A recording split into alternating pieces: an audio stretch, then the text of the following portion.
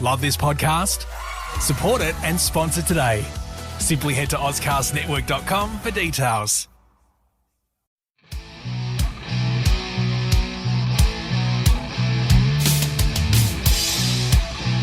Welcome to the show. My name's Simon Tackler. My co-host over there in that box is Neil Walters. Neil, how's it going? I am confined to a box still. Yeah, I think most of us still are. But that's okay. We're in the box and we're coming up to NXT TakeOver in your house. WWE just embracing the fact that, hey, most of us are still at home. Let's bring back the old show name. It's going to be a fun show. And you know what? We'll just get right into it. To celebrate, we're chatting to some WWE superstars, including Charlotte Flair. I got to have a chat to her ahead of her massive triple threat NXT women's title defense against Io Shirai and Rhea Ripley. And what's going to be weird, this is the first TakeOver event that's happening not in front of no one and not in front of the NXT, rabid crowd that we're used to. It's going to be in front of, future superstars and trainees from the Performance Center. I asked Charlotte about that and what kind of pressure that adds. It's one thing to perform in front of, fans who, sort of like are adoring fans, are going to cheer along and play along. But what about when it's your peers who are potentially coming for your spot? This is what Charlotte had to say about that. I was talking to someone about this last week. It actually adds a different kind of pressure because these are your peers. These are the people that want to be where you are and know what you're doing. Actually, so it kind of makes me a little more nervous, to be honest. Like the expectation, or it's great to have the talent there and the energy. But it adds a little. It's not, families that you don't know sitting there. It's people that are training to take your spot. And just quickly, while we're all still in lockdown, the whole world is, working out at home. Obviously, fitness is a big part of your life. If there's one ultimate home exercise you could recommend to people, what would it be? From the Queen, from Charlotte Flair. Oh, I recommend getting a partner in quarantine that lives with you. Mm-hmm. Well, actually, if you live by yourself, I can't say that. Well, if you have a partner to do it with, it makes it all that much better. Motivates you, holds you accountable. It's just fun. It's bonding. But the one exercise, I'd say grab a jump rope. You can do it anywhere. All right, brilliant. I'll work on that. Next time we chat, I'll give you an update on the jump rope. Thanks, Charlotte. Oh, you're welcome, sir. That's Charlotte Flair there. Thanks to WWE Australia, as always, for hooking that up. You can catch her in action at NXT TakeOver in your house. It happens this Monday on the WWE Network. And stick around because later on, we're going to go to our chat with Matt Riddle that you conducted last night, Neil. Bro, yeah. I was up late. I think it's the latest I've stayed awake for the last 14 weeks. Like I find myself going to bed at about 8 o'clock every night because I'm just nothing else to do. So yes, trying to stay up to 12 o'clock to get on his kind of schedule was interesting, but I didn't fall asleep and I was able to conduct an interview. So it's pretty funny. We talk about some interesting stuff. All right, that's coming up soon. Yeah, Neil's chat with Matt Riddle. But first, let's break down the card for NXT TakeOver in your house. There's some pretty huge matches. And yeah, like we said, the atmosphere is going to be different for this one. I'm looking forward to see how NXT matches play out, without that kind of reaction that we're used to. Yeah, and that's because it's the biggest part about NXT most of the time is the crowd reactions, especially like someone like Adam Cole. He comes out and his whole entrance is to do with the crowd pretty much. Yep. Finn Balor too, not so much anymore because his character's kind of taken a shift to ignore the crowd, but people still react to it. So it will be interesting, but you've got to look back on things that NXT has been doing over the last, pandemic kind of period is look at Riddle's match in the cage. You had no crowd and it was still, you still had a sense of holy shit to it, which is exactly what they're after, I guess. And that if anything, NXT is going to have to go even more over the top than they usually would, just because that if you've got that, it adds another level to it. You don't even need the crowd sometimes. Yeah. And I think especially even NXT doing a main event in the style that they're doing, the backlot brawl, I think that's going to help too, though, just to break it up so not everything is, in the arena. Yeah, of course. And that'll be fully cinematic, I'd expect. it's pretty much their version, like a backlot brawl sounds like the Stadium Stampede kind of thing, where they'll just be transitioning through a whole bunch of different areas. That, for me, that's probably going to be match of the night if they can pull it off. Dream's just so versatile in what he does. Yeah, that'll be an interesting one for sure. Yeah, it should be cool. Well, let's not get too ahead of ourselves. There are a lot of matches on this card. I do that all the time with predictions. You just start talking about it's like, oh, I think Flair's going to win. Yeah, like, for the main event. Yeah. Well, kicking things off, well, we assume it will. A match that was just added. This should be cool. From what I've read, this might be the first 6-person tag on an NXT Takeover event in years, or if not the first one. But it's right. Mia Yim, Tegan Nox, Shotzi Blackheart against Candice LeRae, Dakota Kai, and Raquel Gonzalez. These feuds have all sort of been intertwined for a while, and it's kind of cool to see it blown off in a 6-person tag instead of, just matches through the weeks. This could be fun. Yeah, especially on a takeover, you want something with a bit of punch to it. And if you just had 3 singles matches added to the card for no huge payoff, it might lose it, especially when you've got all the other matches have a little bit of flair to them, a little bit of pun to work there. But I'd say, yeah, with a 6-woman tag match, this has the chance, if it does kick off the show, it has a chance to steal the show potentially. Yeah, this feels like an old school show stealing tag match. WWE's women's division is so strong. And then when you see that on a takeover event, they can put 6 women this talented in one match, and it's not even, for the championship, and there's still 3 other people competing for that title. Yeah, it's crazy. Yeah, any one of those 6 competitors could just jump into that triple threat match. Say, you take out Shirai and you put in LeRae, then that's still sick. So or Dakota Kai especially. I'd love to see her against Charlotte Flair or Rhea Ripley. Yeah, that'd be huge. Yeah, that would be cool. I'm going to predict the, face team to win this. I'm going to go, Mia Yim, Tegan Nox, and Shotzi Blackheart, especially if Shotzi Blackheart survived that fall from a few weeks ago, that video that sort of went viral. She seems unbreakable. Apparently near-death falls just don't matter anymore. I know. Look at last week. You've got, who got hit by a car? Jeff Hardy? Oh, no, Elias.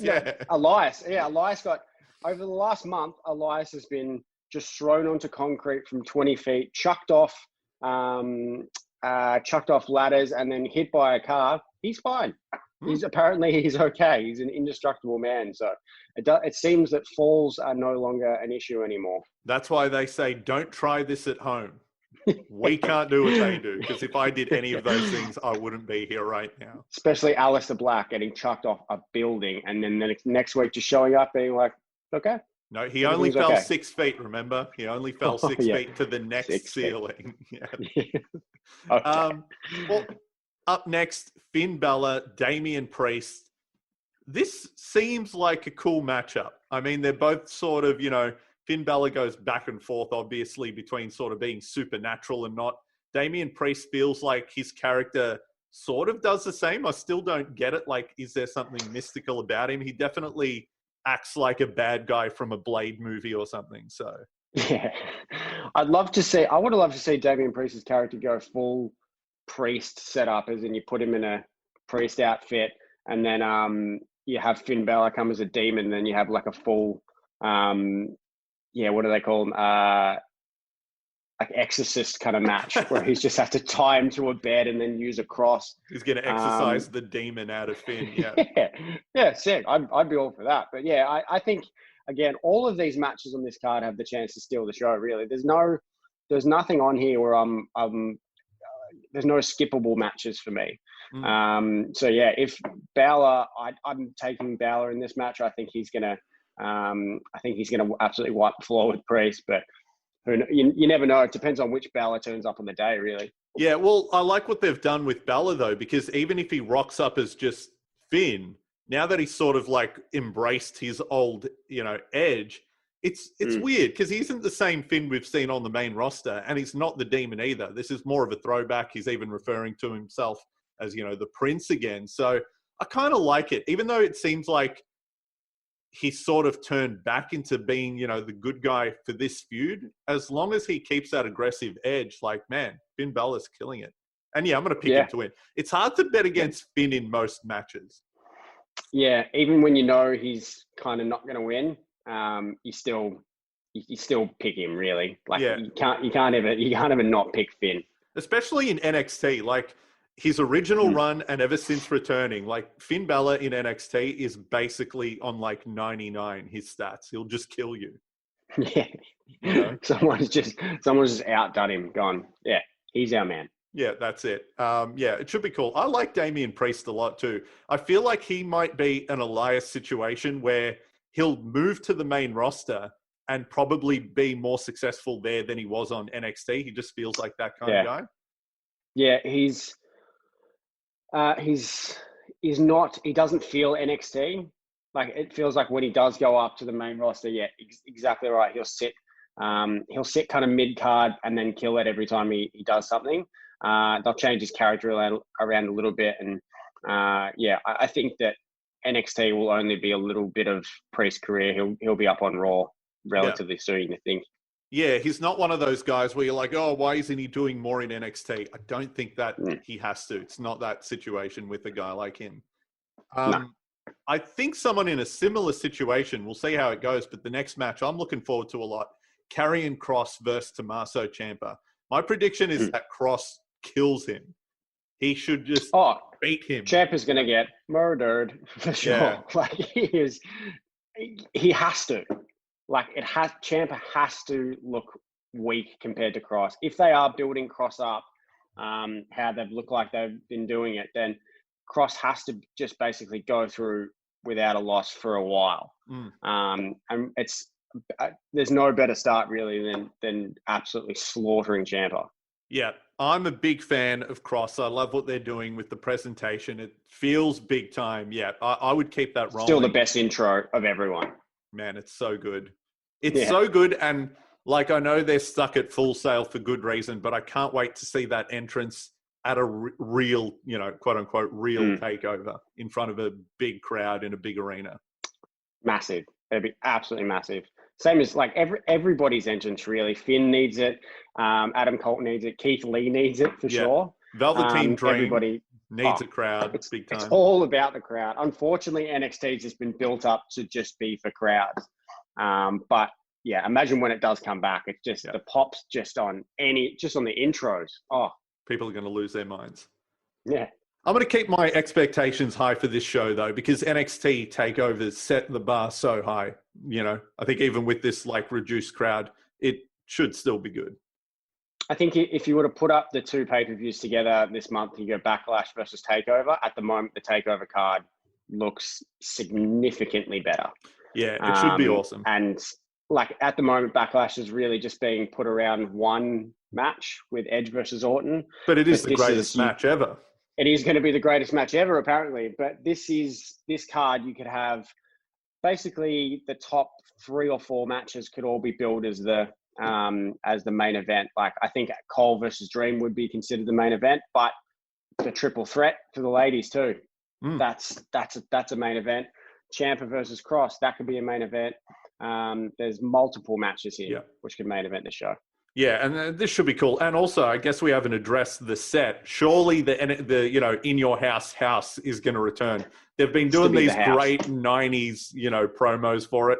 There's got to be a house. And yeah, to see Kross and Scarlett do their entrance with the NXT house, that could be fun. He can pop out of the window. And, you get Cole and Dream come in like out through the back lot and go into the house. And there's actually a living room set up there. I'd be all about that shit. Yeah, do throwbacks, have some of the old WWE announcers and people in their old gimmicks just hanging around backstage, Jeff Jarrett, and, the Road Dogg can be the roadie again or whatever. Gimmicks are all, that's what wrestling is at the moment. We're going as gimmicky as we can, and I am all about it. And it's working. That's the best thing about it. So all of this sort of blowback that we've put up with, I feel like for the last decade, where everyone's like, I want serious wrestling with no fun. This has forced them to embrace the other side, and everyone's like, I love this. So, go with it. Yeah, you got to think about the weirdest matches ever. Like the original kind of Hell in the Cells, that was a weird gimmick. Just going, all right, we're just going to put a huge cage around and see what happens. And they turned into some of our favorite matches ever, like the ladder match too. That started out as a gimmick. We're going to put a ladder in the ring. Why? So they can climb and get the prize. Like, it sounds stupid, but we just accept it now as normal. Like, ladder match is a traditional gimmick. But back then, it sounds insane, because it is. We went into WrestleMania not knowing what the two big matches were for the two nights. We had no idea what either of them were. And they were the two of my favorite WrestleMania matches ever. Yeah. So it's like, why not just play with this shit? So far, all of the gimmick matches since the pandemic's gone down, all of them have worked. They've all paid off. Yeah. So why not just keep going? If one of them, say the backlot brawl, say it's terrible, say it just doesn't work. Okay, we're 1 for 8 now, or 8 for 1. So just keep going until we find a formula here that just works. Yeah, I think the backlot is going to be up there too. I think it's going to be fun, especially with the guys involved and how weird, Dream's willing to get. It's going to be good. Oh, yeah. You know that Dream's going to get properly weird. And Cole's going to have some backup, obviously. But yeah, I'd love to see who comes to Dream's kind of aid too. Well, we'll get to that. But up next, Keith Lee, Johnny Gargano. Skip ahead all the time. Keith Lee, Johnny Gargano for the North American Championship. This could steal the show. Like, this is in some ways an NXT dream match.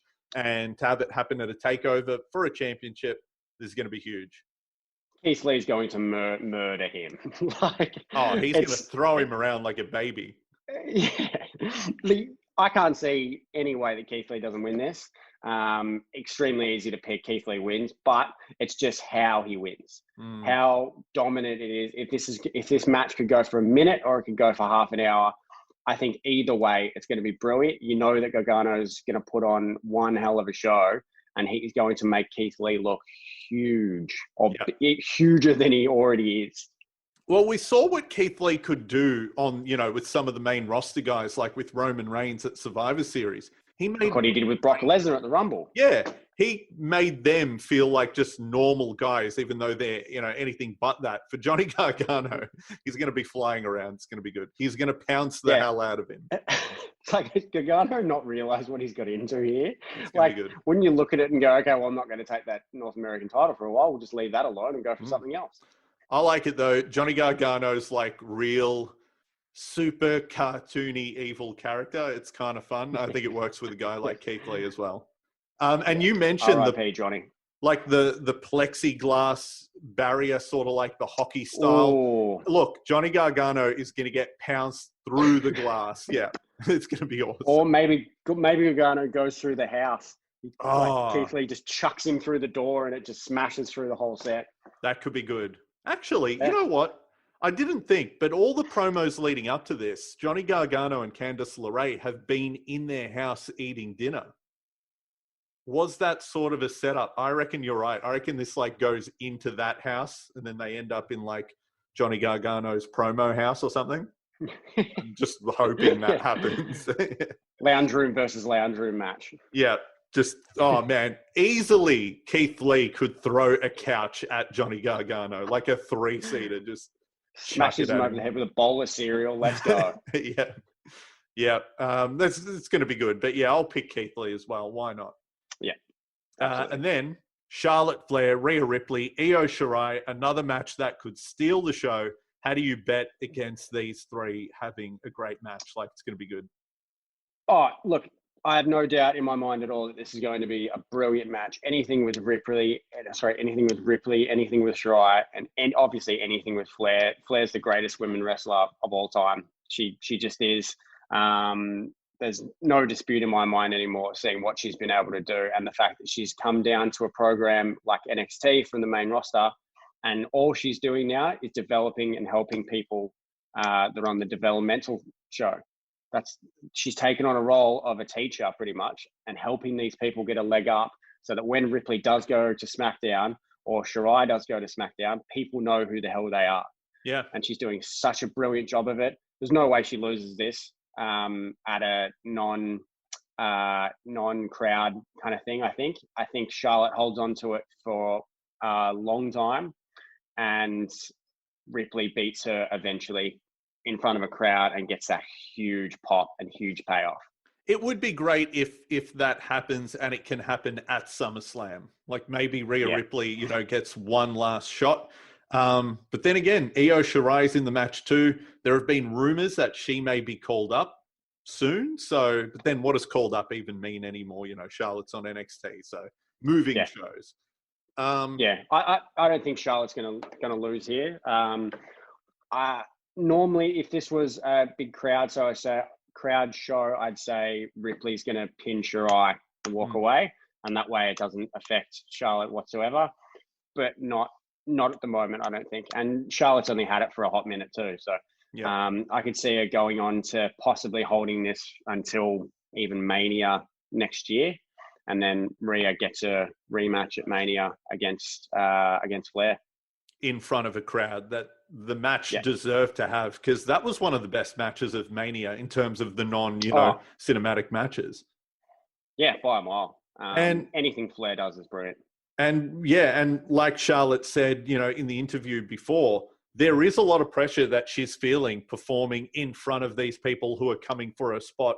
Down the line, and how competitive she is. I feel like that's going to force these three to put on a classic and show, hey, there's a reason why we're here. And, if you want to be here, this is how good you've got to be. Yep. And then getting to the main event would be Cole versus Dream. Cole versus Dream in a backlot brawl, which it didn't happen at an In Your House, but it's sort of a throwback to the backlot brawl with Goldust and Roddy Piper, which was in that era from 96. I don't know if this is going to involve car chases and someone wearing women's underwear. I don't know if it's going to get that. I hope so. Good. Yep. If any match is going to do it. It's a weird one because has there only ever been one other backlot brawl? I think that was the only one. Only one. It's not really. This one's a little bit different, though, actually. They're sort of combining ideas because they're calling it a backlot brawl, but they've explained that they'll be surrounded by cars with their lights on, which definitely has happened. Eddie Guerrero and John Cena had one on Smackdown. I think Ken Shamrock and Steve Blackman, I feel like they had one too back in, the Attitude Era. So this is sort of combining ideas, and I think it's going to get super violent, but also very silly or weird. Yeah, and it's also a good way to have a semi-crowd there too, because behind all of those cars, you can have a whole bunch of people and you have the horns tooting on the cars and everything. So, look, I think it's a brilliant chance. I can't see Cole dropping it either. Not to Dream. It just doesn't really make sense. And the fact that the stipulation is Dream, if he loses, he can't challenge it while Cole is champion. That to me screams there's no way that Cole's losing. If it was he can never challenge for the NXT title again, then Dream wins. Yeah, okay, because that is different. It's not I'll never challenge for the title again. It's I'll never challenge if you hold it. So they can go either way. It leaves it open still. Exactly. So that way, I think if Cole drops it to, let's say, Balor in the future or someone like Keith Lee, then that's when Dream can come back into it. It makes a little bit more sense. And then Dream can move on to somebody else pretty quickly after this pay-per-view too. Yeah. Where does he move on from here, though? It feels like without finally winning, the championship, where does he go?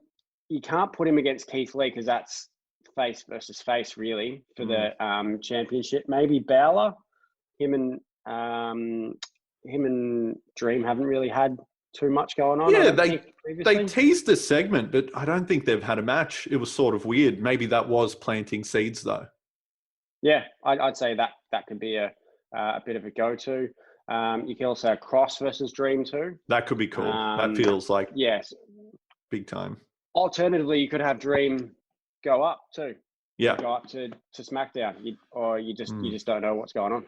Yeah, look, I'm sure someone's made the joke, and we sort of said that they're doing Priest versus Demon with Finn. The pun's there as well. It's a guy who calls himself Prince versus a guy who his gimmick is Prince. Prince versus the Priest. Yeah. Did you see this week on NXT? It was the first time they fully leaned into the Prince thing. Velveteen Dream was talking to a mirror, and he was like, mirror, mirror, who's going to be the next champ or whatever. And Prince showed up in the mirror with a guitar, and he was like, "You are going to win." And it was like, that was weird. Which is properly weird. Yeah. I love his Prince thing. I think it's brilliant. Yeah, I'd go all in on it.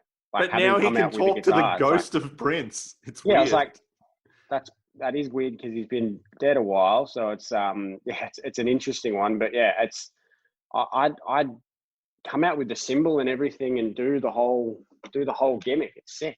Yeah. Oh, Prince is my favorite artist, but this feels like some sort of copyright infringement.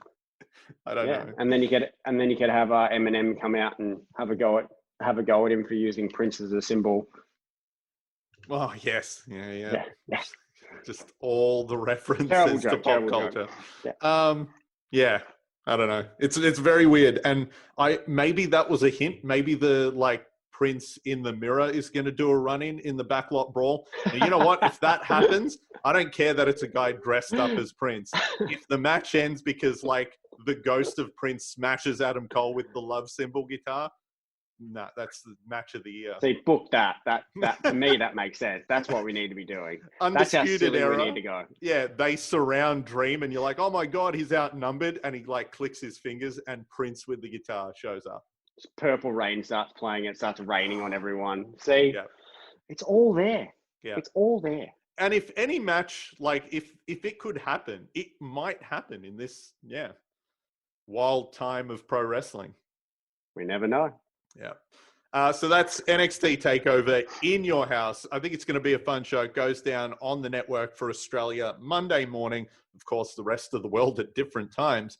Before we wrap things up, though, pretty huge. Neil, you spoke to the one and only SmackDown's newest superstar, the bro, Matt Riddle. The bro. He is one of my favorite superstars ever at the moment. He's just so good. He's so funny. Everything he does, I buy into it. It was such a great opportunity to talk to him. He is exactly like he is on TV. Even when you'll see, even when I just say, "Hey, bro," he's like, "What's up, bro?" I was like, "This is sick already." It was a pleasure to talk to him. We had a little bit of chat about some pretty different things to what we normally would in a wrestling interview. But yeah, you'll see as we start rolling it now. What's up, bro? How are you? I'm good, bro. How are you? I'm very well. I'm going to ask a question about your Instagram post on April 20th, which is I'm a big fan of that day, but then also good April day. 21st. It's a great day. What would be your go-to munchies and your go-to TV show on that day?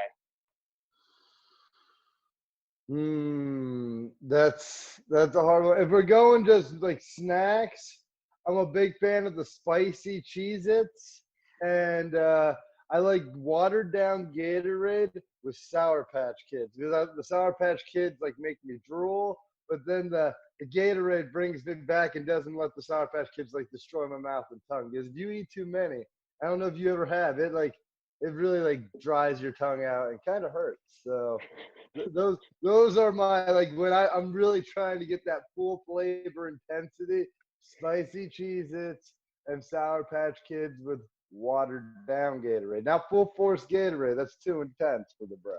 What flavored Gatorade though?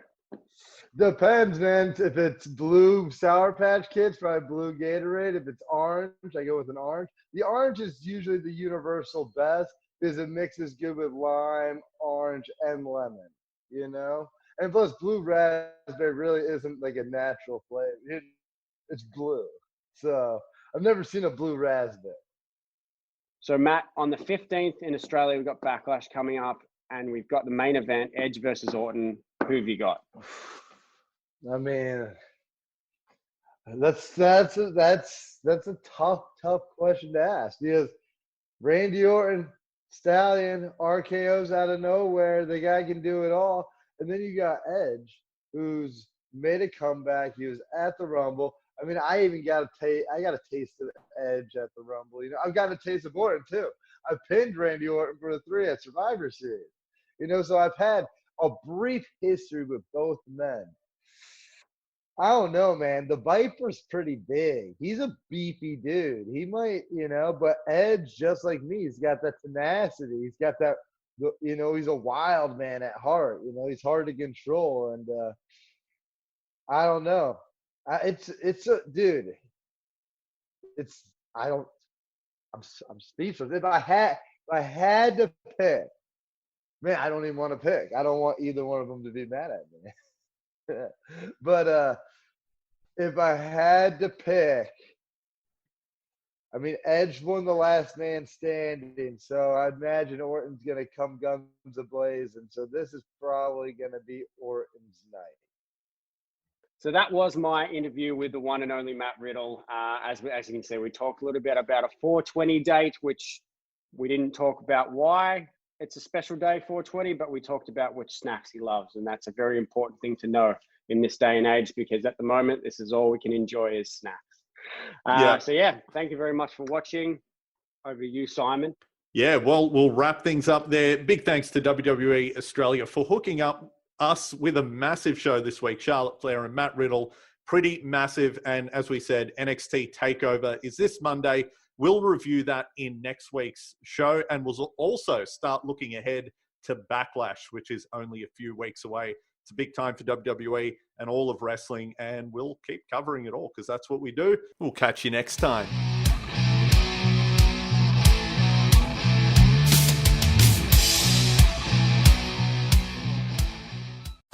Love this podcast? Support it and sponsor today. Simply head to AuscastNetwork.com for details.